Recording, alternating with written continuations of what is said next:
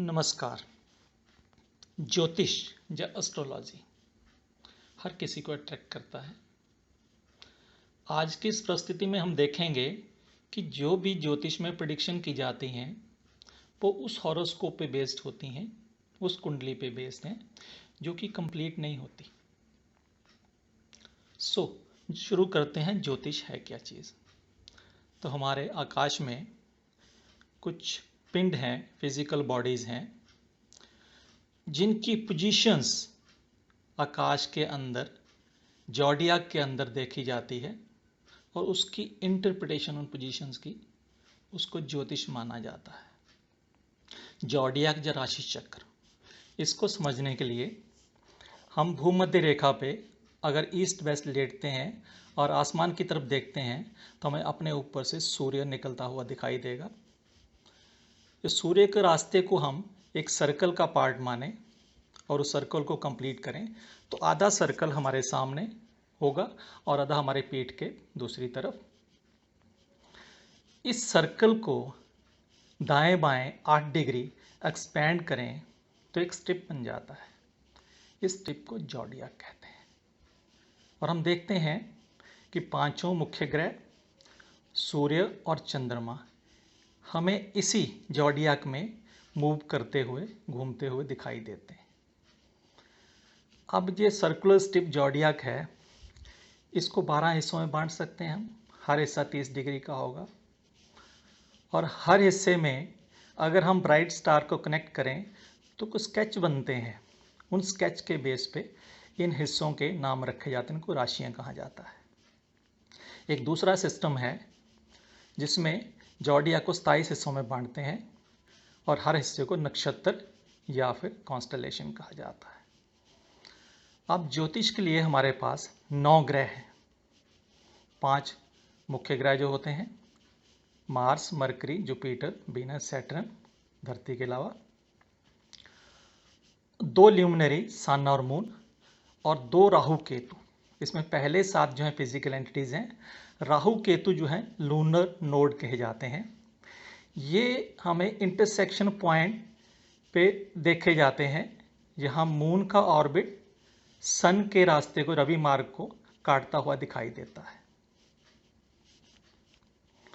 अब astrological chart कैसे बनता है, तो हमारे पास 9 ग्रह हैं और 12 राशियां हैं।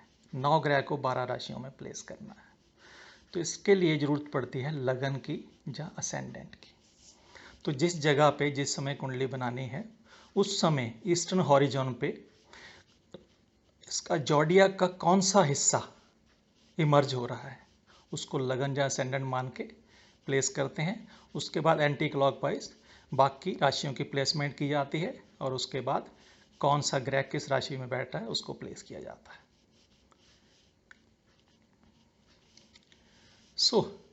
अब हमारे पास एक चार्ट है, लगन चार्ट या कुंडली एज आउटपुट।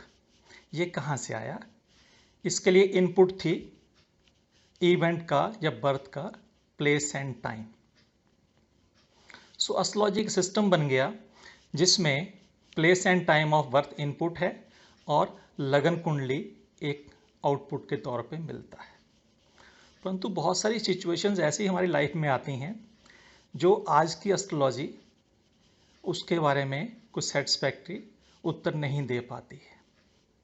जैसे कि 2 बच्चे पैदा होते हैं, एक हॉस्पिटल में, बड़ा हॉस्पिटल है, और उसके पास में स्लम है, दूसरा बच्चा वहाँ पैदा होता है। दोनों सेम टाइम पे पैदा होते हैं लेकिन दोनों की लाइफ तो अलग होती है। इस तरह 2 जुड़वा बच्चे कुछ मिनटों के अंतर एक ही जगह पे पैदा होते हैं, उनकी लाइफ भी अलग होती है। मल्टी स्टोरी हॉस्पिटल में अलग अलग फ्लोर्स पे सेम टाइम पे बच्चे पैदा होते हैं, उनकी लाइफ भी अलग होती है। इन सभी सिचुएशन में हम देखते हैं कि इनपुट तो सेम है बट हमें आउटपुट डिफरेंट चाहिए। और गणित में ऐसा कोई सिस्टम अगर हो कि जिसमें एक इनपुट से बहुत सारी आउटपुट आती हो, उसको वेल डिफाइंड सिस्टम नहीं कहते हैं।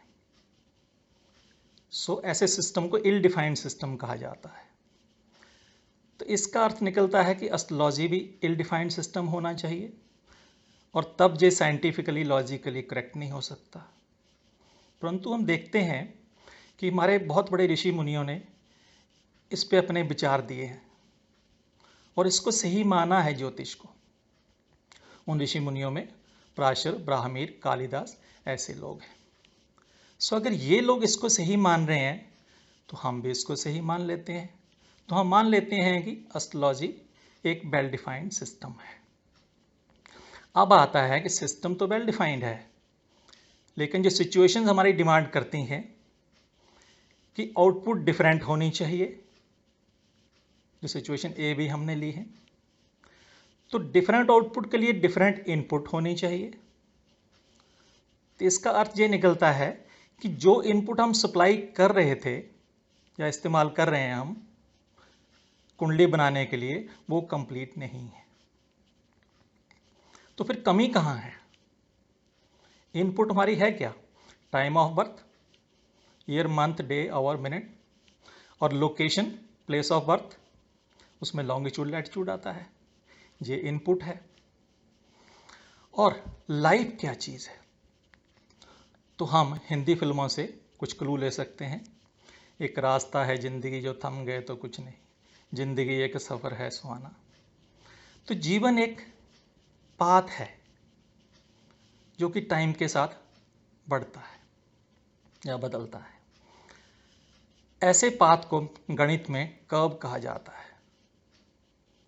सो हम ये मान सकते हैं कि हमारी लाइफ चार्ट जो है वो एक कर्व को रिप्रेजेंट कर रहा है। अब ये कर्व जो है इस धरती के ऊपर अरबों लोगों की है, बाकी प्राणियों को भी हो सकती है। सो एक बहुत बड़ा सिस्टम है। सो नेचर में हर सिस्टम बेस्ट ऑप्टिमाइज होता है। तो हमारी जो लाइफ पाथ है, जो उसकी कर्व है, वो भी बेस्ट ऑप्टिमाइज होनी चाहिए। और हम देखते हैं कि बेस्ट ऑप्टिमाइज कर्व जो होती है उसको जियोडेसिक कहा जाता है।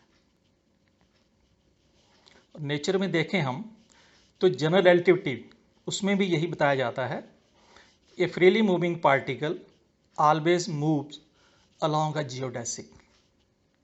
लाइट जो है वो भी जियोडेसिक के लॉन्ग ट्रेवल करती है। So life path must be a geodesic in universe. इस जियोडेसिक को आसानी से समझ सकते हैं। हम किसी भी चौक पे बड़े बड़े पुतले देखते हैं, उस पुतले पे आके पक्षी बैठता है, बीट करता है, बीट से जो निशान बनता है, रास्ता बनता है, वो जियोडेसिक होता है। अब आते हैं एस्ट्रोलॉजी के प्रेडिक्शन पार्ट पे। तो प्रेडिक्शन के लिए यूनिकनेस जरूरी होती है कि एक पर्टिकुलर इनपुट से वही आउटपुट आनी चाहिए और एक पर्टिकुलर आउटपुट से वही वाली इनपुट आनी चाहिए। इसको 1-to-1 इन्वर्टिबल मैकेनिज्म कहते हैं गणित में। और जियोडेसिक को यूनिक होने के लिए हमें 3 चीज़ की जरूरत पड़ती है।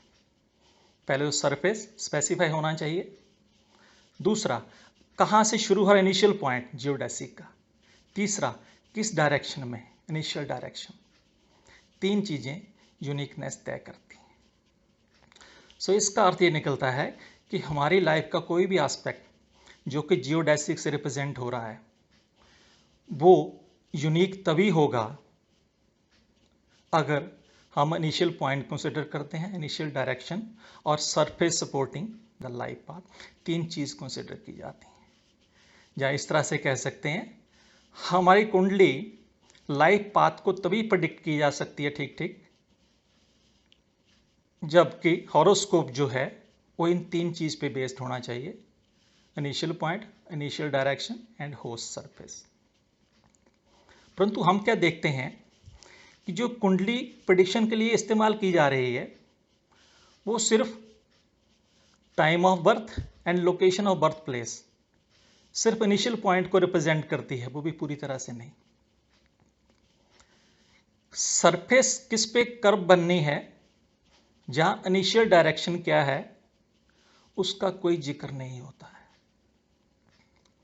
इसको इस तरीके से समझ सकते हैं, हम अपनी परिस्थिति लेते हैं हॉस्पिटल स्लम वाली, कि 2 बच्चे पैदा हो रहे हैं, एक स्लम में एक हॉस्पिटल में, दोनों आसपास हैं। तो इनिशियल पॉइंट सेम है, तो लाइफ डिफरेंट कहाँ से आएगी? डिफरेंट सरफेस से और डिफरेंट इनिशियल डायरेक्शन से। ट्विंस के केस में इनिशियल पॉइंट सेम है, सरफेस भी सेम हो सकता है, तो लाइफ डिफरेंट कैसे होगी? इनिशियल डायरेक्शन अलग होनी चाहिए उनकी। अब हम सोच रहे होंगे ये इनिशियल डायरेक्शन हो क्या सकती है। सो गणित में टेंजेंट जो है वो डायरेक्शन को रिप्रेजेंट करता है, और टेंजेंट के लिए डेरिवेटिव की जरूरत पड़ती है, और डेरिवेटिव निकालने के लिए किसी भी पॉइंट पे हमें उसके दो आसपास के पॉइंट्स की वैल्यू की जरूरत पड़ती है। सो इस केस में भी जो डायरेक्शन या टेंजेंट जो है वो नेबरिंग पॉइंट से आना चाहिए। अब ये नेबरिंग पॉइंट्स क्या हो सकते हैं? ये कुछ इवेंट्स हैं जो जन्म से पहले और जन्म के जस्ट बाद ये हो सकते हैं। इनमें रिलीजियस रिचुअल्स भी आते हैं जो कि जन्म से पहले या जन्म के जस्ट बाद या जन्म के टाइम पे किए जाते हैं। सनातन धर्म में 16 संस्कार की बात आती है। दूसरा, प्रेगनेंसी के टाइम पे क्या माहौल रहा या कैसी सोच रही, ये भी इफेक्ट करेगी। तीसरा, पूर्व जन्म, ट्विंस और मातृजास्टर के केस में पूर्व जन्म कैसा रहा, क्या था, वो भी इनिशियल डायरेक्शन तय करने में अपना रोल दिखाता है। अब सरफेस होस्टिंग द कर्व, ये इनकम स्लैब से नहीं चलेगा। ये फैमिली की पहचान होनी चाहिए जिस फैमिली को बच्चा ज्वाइन करेगा। तो ये कोई कॉमन फैमिली लिंक होना चाहिए, जैसे कि गोत्र हो सकता है। साइंटिफिकली देखें तो डीएनए भी इसमें आता है। अब हम एक और चीज़ देखते हैं कि सिंपल प्रोजेक्टाइल हम गेंद फेंकते हैं तो कितनी दूर जाएगी। उसके लिए हम वैल्यू चाहिए होती है टेक ऑफ एंगल की, और जो मीडियम की अंदर वेलोसिटी क्या है बॉल की। तो horizontal offset time of travel के लिए हमें टेक ऑफ एंगल और मीडियम की पहचान होनी चाहिए। इसका मतलब ये है कि आज के हॉरोस्कोप जो कि सिर्फ इनिशियल पॉइंट पे बेस्ड हैं, वो एज के बारे में और डेथ के बारे में एक्सप्लेन नहीं कर सकते कुछ भी, जब तक कि वो इनिशियल डायरेक्शन और मीडियम का रोल कंसिडर नहीं करते। सो फाइनली हम देखते हैं कि आज की एस्ट्रोलॉजिकल प्रेडिक्शन जो है वो ऐसी कुंडलियों से ली जा रही है जो कुंडलियां सिर्फ इनिशियल पॉइंट को लेके बनाई गई हैं। सो 3 तरह के इनपुट चाहिए, initial point, initial direction and surface properties, but सिर्फ एक पॉइंट लिया जा रहा है, इनिशियल पॉइंट। सो 3 में से एक इनपुट।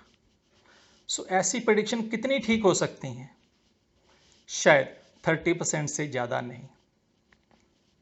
सो ये समय है अपने विश्वास को जांचने का ज्योतिष के अंदर। धन्यवाद।